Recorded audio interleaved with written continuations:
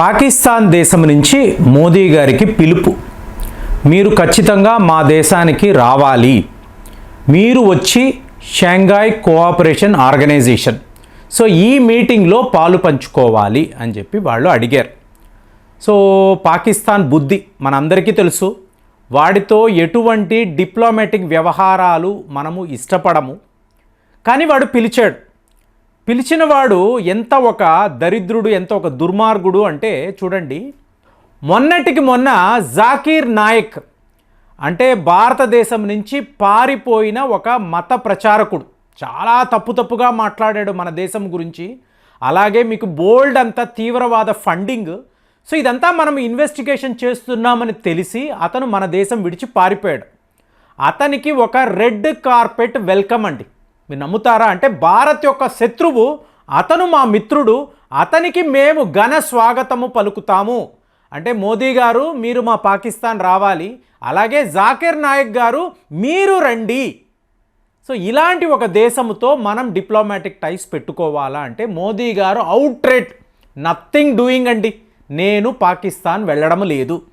అంటే quad meeting కోసము America వెళతాము, అలాగే బ్రిక్స్ మీటింగ్ కోసం రష్యా వెళ్ళగలము, కానీ షాంఘై కోఆపరేషన్ ఆర్గనైజేషన్ అన్నప్పుడు పాకిస్తాన్ మాత్రము మనము వెళ్ళము.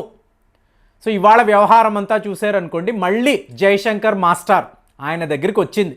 మొన్న యునైటెడ్ నేషన్స్ జనరల్ అసెంబ్లీలో పాకిస్తాన్ని వాయించి పారేశాడు. నీ జీడిపి పెరుగుతుందా? ఎలా పెరుగుతుంది? తీవ్రవాదులను నువ్వు ఎగుమతి చేసి నీ జీడిపిని పెంచుకుంటావా? నీ పారామీటర్స్ ఏంటి? Your GDP is measured with terrorism. ఓపెన్గా పాకిస్తాన్ని డైరెక్ట్గా.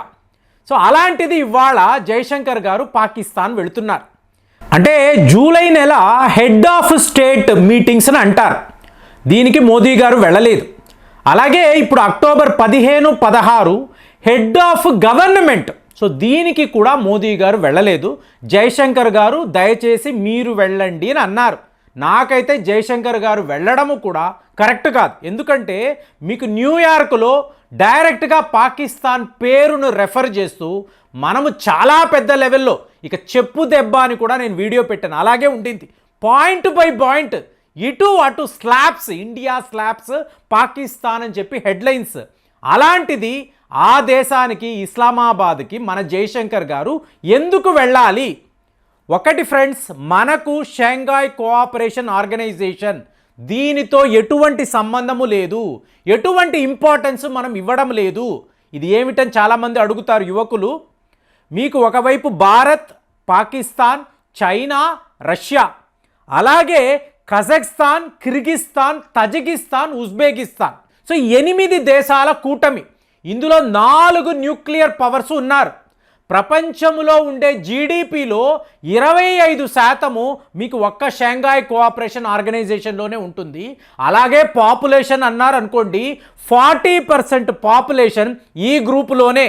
అయినా కూడా మనము నథింగ్ డూయింగ్ అంటున్నాం. అంటే ఎలాగైతే సార్క్ అనబడే గ్రూప్ని మనము వద్దు అని అనుకున్నామో, ఇవాళ షాంఘై కోఆపరేషన్ ఆర్గనైజేషన్ని కూడా వద్దు అని అనుకుంటున్నాం. మోదీ గారు వెళ్ళడం లేదు. ఆటోమేటిక్గా మీరు చూసారనుకోండి, మీకు వ్లాదిమిర్ పుతిన్ గారు రారు, జీ జిన్పింగ్ కూడా పాకిస్తాన్ వచ్చే అవకాశమే లేదు. సో మేజర్ నాయకులు ఎవరూ కూడా ఇలాంటి వ్యవహారంలో ఈ మీటింగ్స్లో వీళ్ళు పాలు పంచుకోరు. సో టోటల్గా మీరు చూసారు అనుకోండి, ఈ ఎస్సీఓ నుంచి మనము బయటికి రావడమే కరెక్ట్.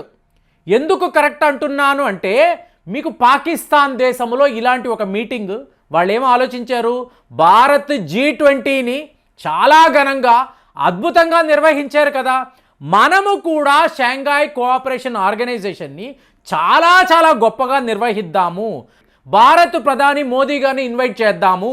సో ఇవన్నీ వీళ్ళు ప్లాన్ చేశారు. కానీ ఇక్కడ మీరు పాకిస్తాన్ ఎజెండాను చూడాలి.